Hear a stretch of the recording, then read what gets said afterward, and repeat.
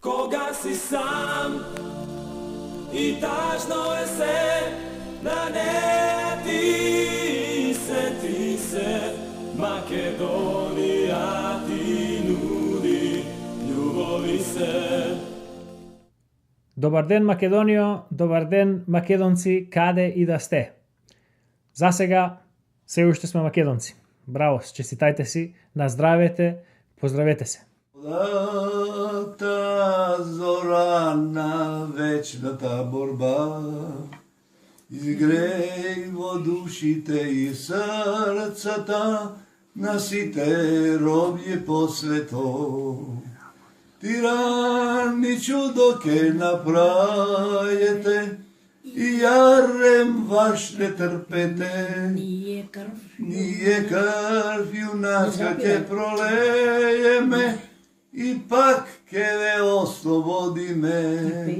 Авторот на Декларацијата за независност и трет председател на САД, Томас Џеферсон, имал своја изрека која одела вака: дрвото на слободата мора повремено да се ѓубри со крвта на тираните. Македонија е нација во која тираните никогаш не го почувствувале гневот на народот на своја кожа. Во интерес на концизноста нема да одам премногу далеку во минатото, туку ќе почнам некаде од досното средновековие и турското робство. Затоа што ова е период во кој Балканот и нормално Македонија ја губи својата врска со остатокот од христијанска Европа и избиднувањата таму. Додека на север и на запад во овој период се правеле чекори кон пазарната економија и граѓанското општество, во овој период Македонија се враќа назад кон 7 век благодарение на османлиската превласт. Додека кај нас преовладувал принципот на доминација на туѓинците врз местното население и принципот на плячка, во остатокот од Европа почнувале да се оформуваат општества засновани на меѓусебна полезност. Ова е пред се поради тоа што во остатокот од Европа населението останало хомогено, во смисла на тоа дека станува збор за автохтони европски народи кои биле приврзани за христијанската црква. Поради природните чувства кои што луѓето ги имаат кон своите роднини и сонародници, експлоатацијата и злоупотребата на подчинетите, односно оние кои се физички послаби, разоружани и неорганизирани, кои што се од својот род, е многу по-неатрактивна опција за владетелите одошто експлоатацијата на туѓинците. Тука секако е и христијанската догма која не го благословува поробувањето како на нашинци, така и на туѓинци. Истовремено, умните управители сваќаат дека кога народот е задоволен и кога се богати, даношните приливи за владетелите се поголеми, а опасноста од буна е далеку помала. Уште повеќе, добриот владетел може да смета на лојалноста на неговото население во случај на војна. Односно може да смета дека војноспособното население доброволно ќе се придружува на неговата војска, работоспособното население ќе се одрече од своите заслуги и ќе го сподели својот леп со војниците и може да смета дека нема да има петоколонаши и квинслинзи помеѓу своите луѓе. А од друга страна пак, народот сака стабилна држава која ќе му даде баланс помеѓу индивидуалната слобода, личната собственост и јавната безбедност. Од тука, народите на Европа развиле своевиден општествен договор, каде што селаните и подоцна условно кажано работните класи им дозволуваат на благородничките сталежи да живеат на висока нога и да управуваат со општеството. Но за возврат, овие бараат од елитата да им ја гарантираат слободата и да им обезбедуваат можности за економски и интелектуален и духовен развој. Во принцип, управителските сталежи на европските народи се додржувале до својот дел од договорот. А во периодите кога истапувале, на сила стапувал принципот на Томас Џеферсон. Односно, благородниците биле претворени во ѓубриво за дрвото на слободата. Тирани чудо ке направите и јарем ваш не трпете. Ние крв юначка ке пролееме и пак ке ве ослободиме. Ваквите случаи биле ретки, затоа што нивната поука е долготрајна. Меѓутоа се чини дека доаѓаме до момент каде што поуката од последното ѓубрење на дрвото на слободата во Европа изветела од умовите на европските елити, кои пак деновиве не се толку ригидни како што порано биле, и во нивните редови има и по некој нискороден, кој се прима благодарение на неговото високо образование и неговата заслуга во плукањето во гробовите на неговите предци. Елитите, европските елити, следејќи го примерот на југословенските власти, забораваат дека средните и ниските класи се нивни сонародници. Ова е од причина што самите елити се однароднуваат. Тие се одречуваат од христијанската вера, од традициите и обредите на нивните народи, а ова е нешто што нашите елити одамна го сторија. Дали ќе заиграат бесилките сега во Европа не е ни важно. Важно е тоа што европските народи праќаат јасна порака дека е време за нови лидери и нова насока кон стариот начин на живот, кон традиционализмот.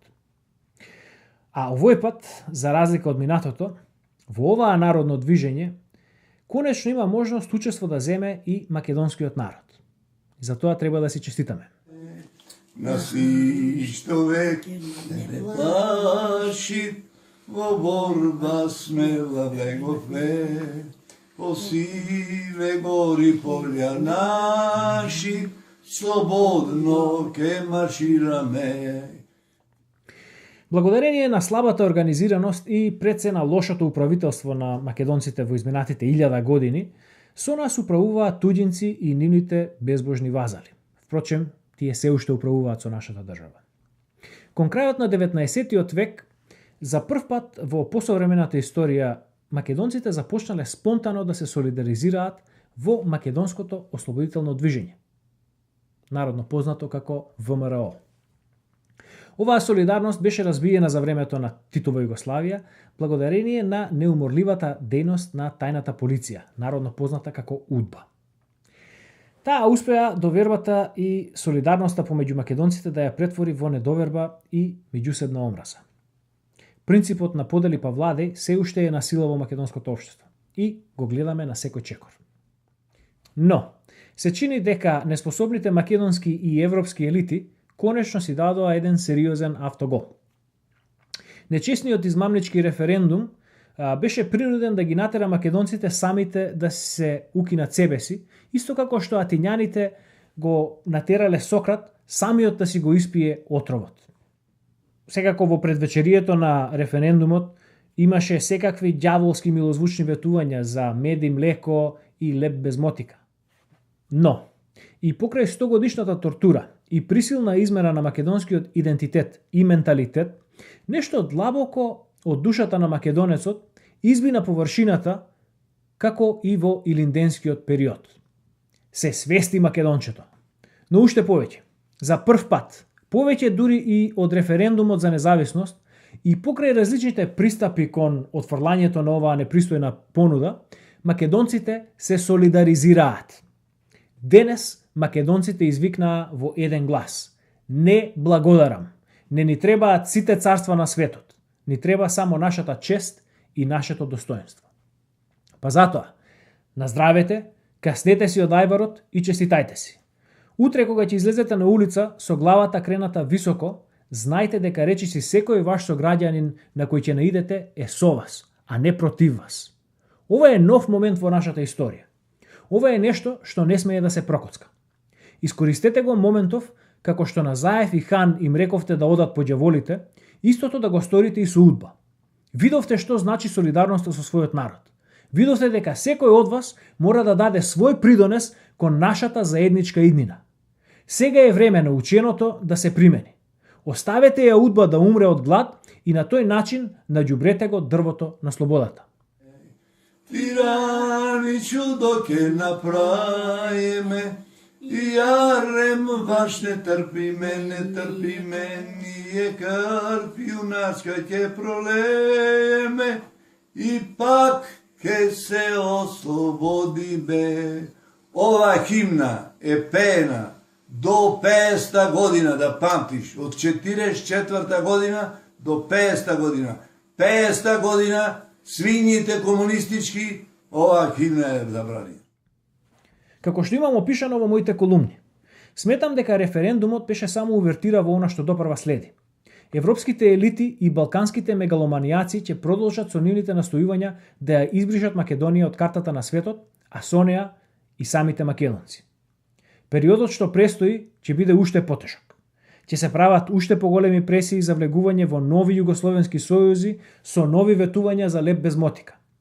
Но еве, видовме дека сме способни да ги издржиме пресиите и дека можеме храбро да зачекориме во неизвестноста. Затоа што секој неуспешен обид да не скршат, само не прави посилни. Затоа честито македонски народе, сега прославете, а утре повторно во борба. Кога си сам и тажно е се, на неа ти се, Македонија ти нуди љубови се.